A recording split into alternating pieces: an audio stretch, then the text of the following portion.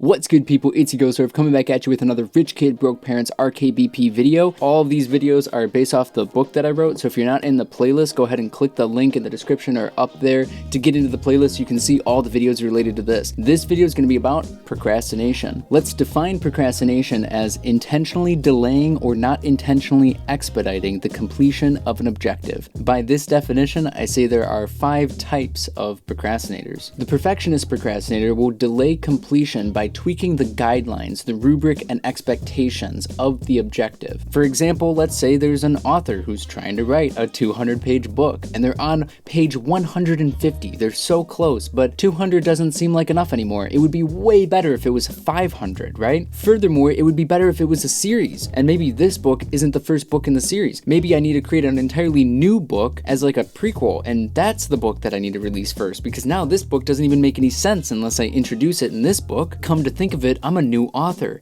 and maybe I shouldn't release a series as my first book. Maybe I should scrap the series or put it off to the side and write a third book that's completely irrelevant from the series and publish that one first, and it'll be smaller. This way it'll be easier to get an audience quicker and market that book a lot faster, so then when I come out with the series, everybody's ready and I already have an audience. And this is what the perfectionist procrastinator does. They're constantly adjusting the plan as they go. They're about 80% complete, and then they adjust it so that they're only 50% complete, and then once they get 80%, they adjust it so they're only 50%, and they never actually get anything done because they're always readjusting the guidelines, the expectations of what they need to do. I do this all the time with my YouTube videos. I'm constantly trying to make a better video rather than just putting something out. I'll make a video, record it, edit it on my computer, and I'll go to publish it, and the last time I watch it, the last review, I'm like, this isn't good enough, I should redo the entire thing. And it just takes so much energy to redo the entire project than just to say, you know what, it's good enough, it's okay, I'm alright with this. Rather than starting the task, the planning procrastinator just keeps focusing on what they're going to do. They're stuck in this brainstorming phase, and they're planning out an excellent guideline, but they're not really getting anything done. This is different than the perfectionist. The perfectionist has at least already started, and they're delaying completion because they're changing what the expectation looks like. The planner just keeps planning. They haven't really started anything. They just keep planning away and what they're going to do, and they're just brainstorming on how they're going to get this done and how they're going to organize everything, and it ends up coming out with a better product. The end result does look better than if you didn't plan and you didn't have so much brainstorming, but they delay starting for so long. The planning procrastinator delays completion by focusing more on what they could do rather than doing anything at all. Similarly, there's the productive procrastinator. This person is constantly busy and completing very important tasks. However, that's only because they're avoiding the tasks they should be doing. They're not prioritizing very well. It's not that these unrelated tasks are unimportant. They're important, but they're not what's due first.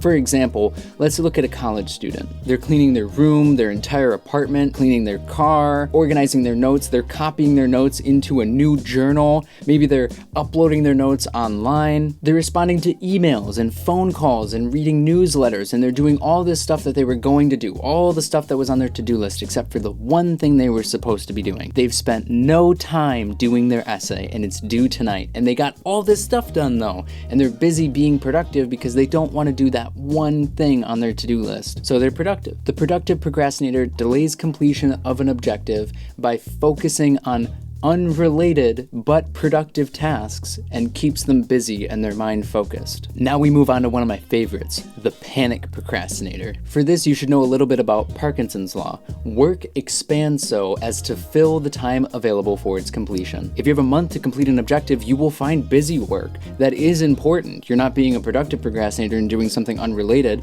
You're actually doing work that's important, but it's going to take a month for you to finish that project. If you only had a day, you would only do what is necessary, the essentials to complete that project, and somehow you would still get it done in just a day. Now, the Panic Procrastinator understands this. They're not dumb. They get Parkinson's law. They just don't take advantage of it. They know the month-long objective can be completed in a day, but rather than doing it in one day at the beginning, they'd rather do it on the last day of the month, the last minute, that 11th hour moment, all that adrenaline rush that you get from knowing that you are completely out of time and you waited until the last minute to even get started. That's what drives them. That's what gets it done. They don't even do the work themselves. They let the panic do all the work for them. Finally, there is the Pardon Procrastinator. This person is excused or pardoned from even completing such an objective in the first place. This is like a student avoiding an assignment because tomorrow might be a snow day, and then when it isn't, they're sick, and then when they're healthy again, they're seeking an exemption because they shouldn't even be assigned such an assignment in the first place. They don't have the tools or the capability to even complete such an assignment. This person is always looking for someone or something to save them. They're hoping for the car crash on their way to work. Like, they're literally planning for disaster just because they don't want to do whatever is coming. That is the Pardon Procrastinator. They are willing to find anything and everything to delay completion, anything that they can think of. They remind me of like a princess in a fairy tale. They think someone or something is coming to save them. No one is coming, but they don't get that. They're hoping for anything to get out of the assignment or the objective that they should be completing, and they have capability to complete.